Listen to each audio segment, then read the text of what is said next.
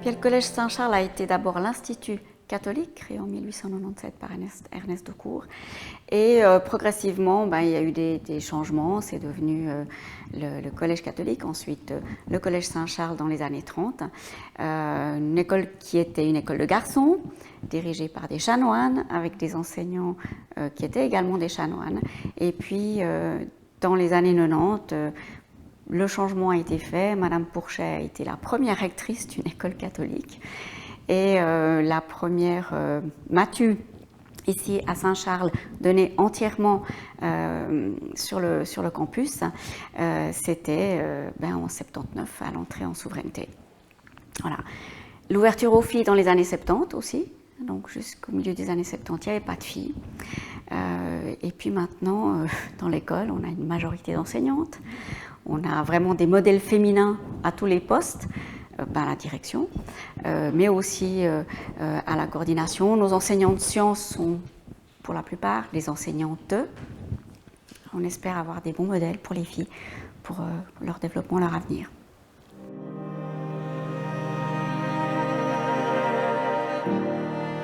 Quand je suis arrivée en 2015, il y avait des choses à faire, comme dans toute institution, toute école. Et puis, la première chose qui a été apportée ici, ça a été l'introduction d'une maturité bilingue français-anglais pour le lycée. Maturité qu'on a pu développer très rapidement, puisqu'en 2016, ouvrait notre première classe bilingue. Engager des gens capables d'enseigner dans une autre langue, créer les programmes, créer les cours. Les gens ont beaucoup travaillé ici, pas que la direction, mais les enseignants ont été très engagés dans le projet. Et puis, voilà, ça c'était la première chose. Ensuite, ça a été aussi l'idée qu'il fallait renforcer l'anglais, l'enseignement des langues dans l'école.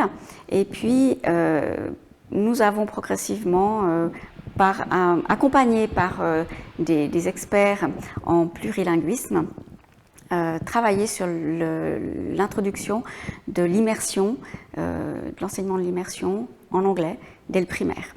Ce qui est en place depuis maintenant 3 ans et demi, bientôt 4 ans.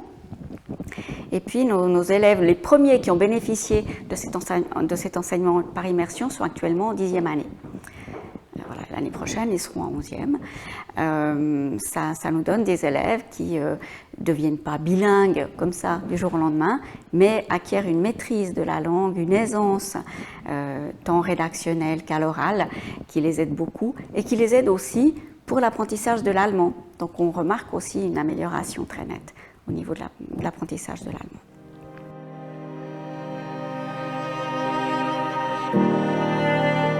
Il a paru évident que pour maintenir une école privée dans le Jura, pour maintenir une école privée qui puisse être pérenne, il fallait nous ouvrir à autre chose et il fallait un petit peu élargir notre horizon.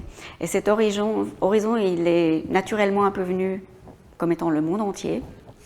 Ce qui nous a amené à chercher un programme qui soit un programme pédagogique qui puisse être pertinent pour les familles qui enverraient leurs enfants chez nous.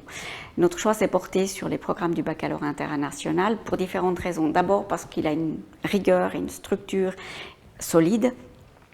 Il a été créé à l'École internationale de Genève, il y a déjà à la fin des années 60, en 67. Il y a une certaine expérience, il a beaucoup évolué. Il est maintenant diffusé dans tous les pays du monde, quasiment. Et puis, ça permet à des familles d'envoyer des enfants chez nous en sachant qu'ils pourront repartir avec un bagage qui leur permet d'accéder à n'importe quelle université dans le monde entier. Aux États-Unis, par exemple, avec un bac international, les élèves gagnent des crédits. Donc, ça veut dire qu'ils peuvent gagner jusqu'à une année, la première année d'université, ce qui est particulièrement intéressant. Il faut l'avouer, surtout quand on pense au coût des universités américaines.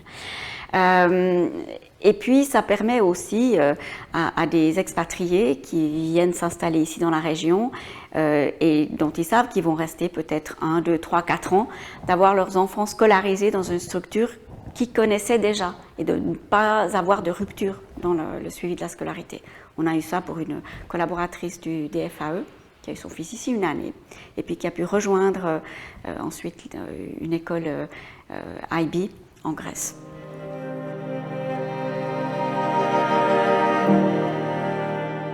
Saint-Charles avait une structure juridique de coopérative qui n'était plus vraiment adaptée au projet de l'école, à l'ouverture à l'international, qui demande une souplesse décisionnelle, qui demande beaucoup plus d'agilité. Et puis, le changement de structure s'est fait un peu naturellement, avec la chance d'avoir un ancien élève très attaché au collège, qui a passé sa maturité ici, qui soit candidat pour reprendre l'établissement et puis pour accompagner tout le processus de changement qui est encore là. On est un peu comme une start-up qui avons repris les rênes après 120 ans, 122 ans.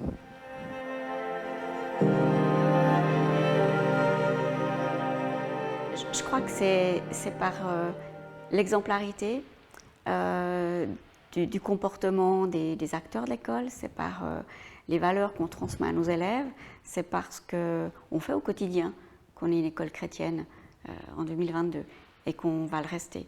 Je pense que c'est important qu'on soit porteur de ces valeurs humaines aujourd'hui, surtout aujourd'hui. On a dans le programme du bac international quelque chose qui s'appelle International Mindedness. C'est être capable de s'ouvrir à la compréhension des autres, d'autres cultures, à comprendre les biais qu'on peut avoir, les biais qu'ils peuvent avoir aussi, parce que ce n'est pas dans un sens seulement. Et c'est par la confrontation de ces phénomènes qu'on transmet aussi à nos élèves la connaissance et puis le respect des autres. Alors je ne parle pas de tolérance, mais c'est vraiment le respect et un début de compréhension, parce que parfois ça peut être vraiment heurtant d'avoir des cultures qui sont profondément différentes de ce qu'on vit ici. Mais notre tâche et notre mission, c'est justement d'ouvrir, c'est justement de s'ouvrir, de comprendre, de dialoguer. Et c'est là qu'on est humain, parce qu'on est fait pour ça, on est fait pour dialoguer.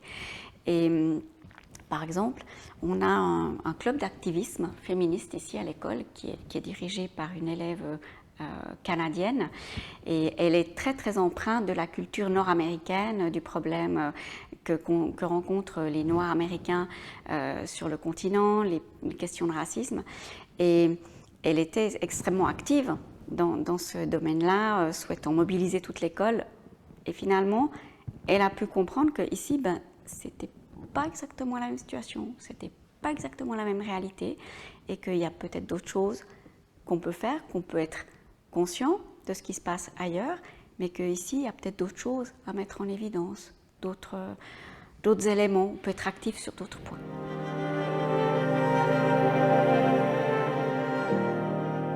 Je crois qu'on ne pourrait pas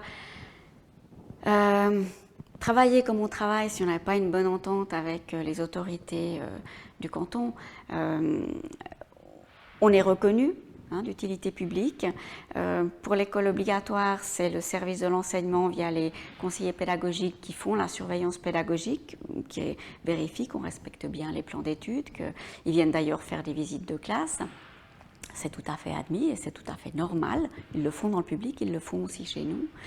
Il y a un dialogue qui est là, qui existe. On collabore sur un certain nombre de points. On est quand même subventionné.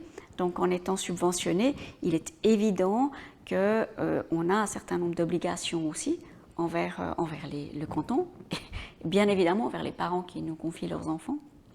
Et puis, nous offrons autre chose que l'école publique. Nous offrons des choses que l'école publique ne peut pas offrir parce que l'école publique, elle est faite pour tout le monde.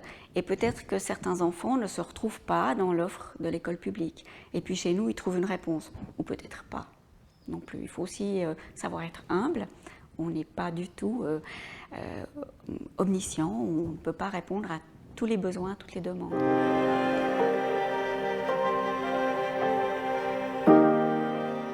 On commence le 6 mai, c'est la date officielle de la fondation de l'école, par le premier événement avec des invités, avec tous les collaborateurs. Et puis on va continuer au cours de l'année, donc on aura encore, au mois de juin c'est des événements internes et au mois de septembre, 2 autres événements qui seront eux ouverts au public, dont un qui sera plus international puisqu'il s'agira d'une balade gourmande au cours de laquelle le public pourra goûter aux spécialités culinaires des élèves des nations représentées par nos élèves ici. Nous avons à peu près une 50aine de nationalités, tant dans l'école locale que dans l'international.